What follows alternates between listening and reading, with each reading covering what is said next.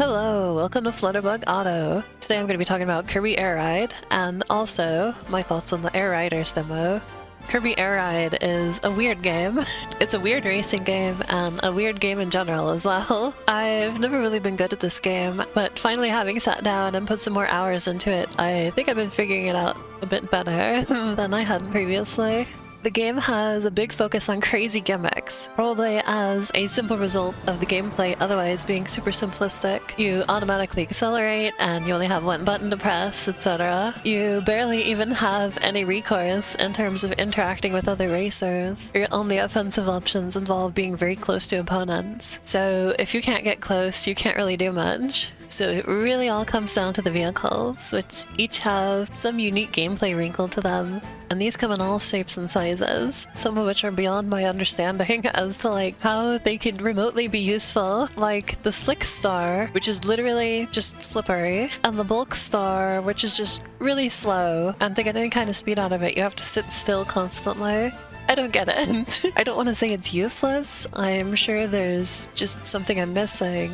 But you know, in terms of vehicles I enjoyed, one of them that I definitely enjoyed was the Formula Star. It has a crazy top speed but very slow acceleration, and it's just really fun trying to keep it going straight for as long as possible so you can get it going super duper fast. I was also surprised by the vehicle that I ended up clicking the best with, which was the Swerve Star, another very gimmicky vehicle where whenever you do a boost charge, it comes to a complete and total halt, and all you can do is steer. However, it also instantly gets up to top speed when you let go.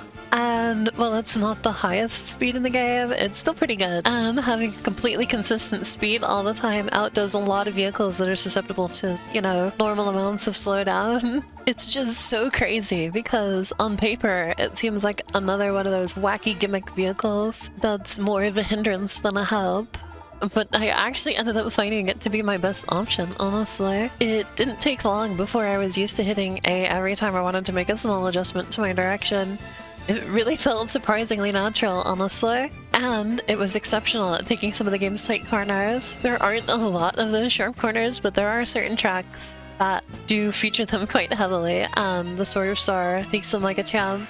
And I like the track designs in general as well, although they do often delve into literal on-rail sections where you have no control, which I don't mind terribly much personally, but they do make the tracks feel longer than they actually are, with the exception of this track, which is actually very long, and it's just kind of batshit. It reminds me of American McGee's Alice, actually. But yeah, the game has a wonderful 2000s or just GameCube vibe where it's still rather early 3D graphics. They're going harder into realism, and so everything has these kind of realistic, kind of gritty texture and lighting choices. And especially for a series like Kirby, it's kind of a wild juxtaposition. The game has such an air of drama to it, it's great. Kirby with a flair for the dramatic. I also enjoy the time trial stuff better than regular racing, which is unusual for me and my personal taste in racing games, but I found it a lot better for really getting into learning the game and improving at it, especially since the game comes with a Smash Bros. Style checklist full of all kinds of different goals to try and go for. And I had a ton of fun with the time trial-centric checklist missions. The checklist really does have a ton of different things to go for as well. All kinds of little things you can do. And it does a ton to bring the game more depth and replayability, because otherwise the game is very small and pretty short in terms of the number of tracks and everything. I do wish the game came with more vehicles unlocked from the start though, because most of the fun I had was experimenting with the different abilities that all the vehicles had. And it can be tricky to unlock them all via the checklist missions. And also time consuming because you just have no idea what's going to unlock what, and there are just so many missions that you can be doing. But yeah, I think a reason I liked this especially is that it's a game that's not very single player focused.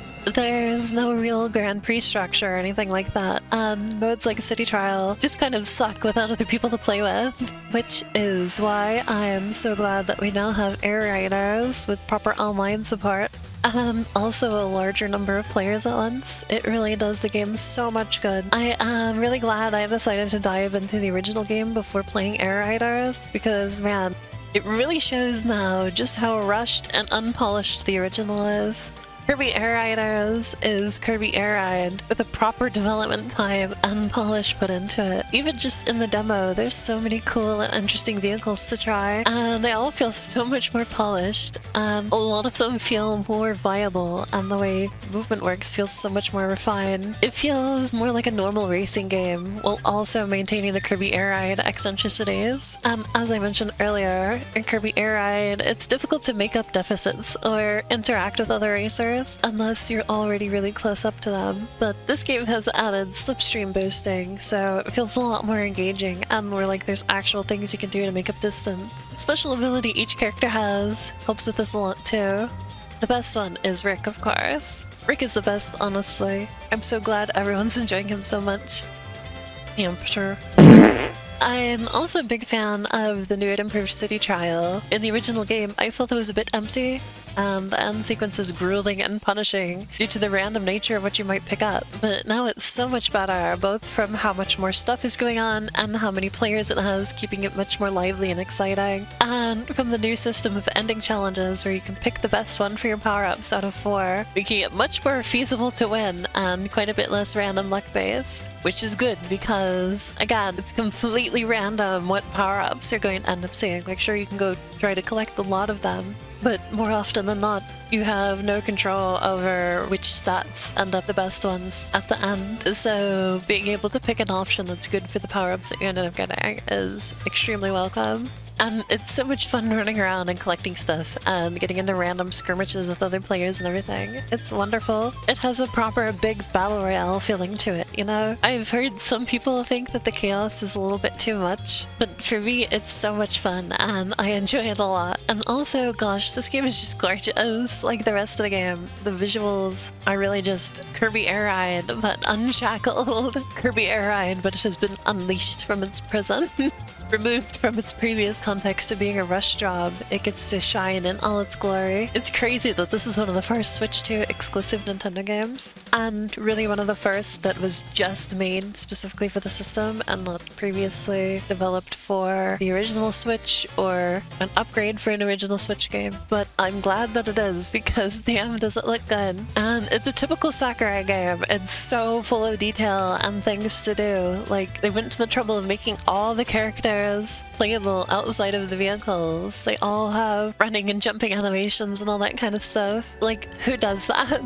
And you get to hang out in this cute little lobby between races. There's gonna be crazy vehicle customization. Like, I absolutely cannot wait to get my hands on the full game and talk to you all about it, because this is shaping up to be one of my all-time favorite racing games, honestly. Which, you know, I really wasn't expecting, because Kirby Air Ride never really grabbed me that way. Especially with as much of, like, a traditional racing game fan that I am, and how bizarre Kirby Air Ride is. I think this game is, like, a perfect fusion of typical racing and Kirby Air Ride style racing. So I don't think you'll be disappointed if you were somebody who really liked Kirby Air Ride just for what it was. And if you sort of bounced off it before, like I did, I think there's a lot in this one that might pull you back in. It's so cool that this game basically gets a second chance, you know? Having played more of Kirby Air Ride, I've just felt like it's a really interesting game with some unique concepts that got unfortunately cut a little short. So it's absolutely exciting to see it get so much new life breathed into it now. And it still gets to keep that identity as an odd racing game that's focused mostly on character and vehicle gimmicks, but much more polished and perfected. Honestly, that approach has more in common with fighting games than with racing games usually, which I suppose makes sense for the director of Smash Bros. Really, the only thing I feel like I have a complaint towards is the logo. Is it gonna be so flat and plain? The original logo was not like that.